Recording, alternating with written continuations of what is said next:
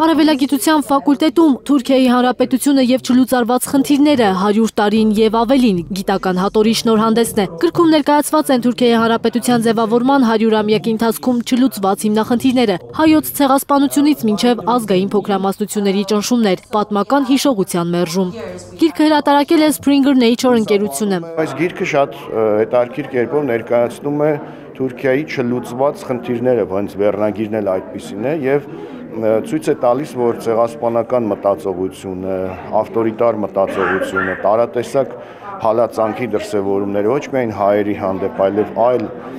հասարակության շերտերի հանդեպ շարունակվել է նաև ցեղասպանությունից հետո ընդհանուր մինչև մեր օրերը, եւ գիրքը հրատարակել է աշխարհի ամենահեղինակավոր հրատարակություններից մեկը, Macmillan-ը։ Գիրքը խմբագրել են Փինար Դինչը եւ Օլգա Սելին-Հյունլերը Շվեդիայի Լունդի համալսարանի աջակցությամբ։ Համահեղինակների խոսքով փաստերի հիման վրա կազմված գիրքը մերկացնում է Թուրքիայի մեկդարյա պատմությունը, որտեղ դեռ բազմաթիվ հարցեր պատասխաններ չունեն։ Մենք պահանջում ենք արդարություն եւ ժողովրդավարություն, հաշտություն եւ խաղաղություն։ Կարծում եմ գիրքը ցույց է տալիս այդ ամենը։ Այս գրքի գլուխների մեծ մասը տեսանյութերից են վերցված։ Այդ տեսանյութերը թուրքերեն եւս հասանելի են։ Գրքում ներկայացված է նաեւ հայ ժողովրդի շարունակական պայքարը։ Առաջին գիրքը ներկայացվում է Հայաստանում։ Ռուբեն Մելքոնյանի խոսքով սա պատահական ընտրություն չէ, այլ հստակ ուղերձ։ Շատ խորհրդանշական է, որ գրքի առաջին շնորհանդեսը տեղի է ունենում Հայաստանում, ու նաև սա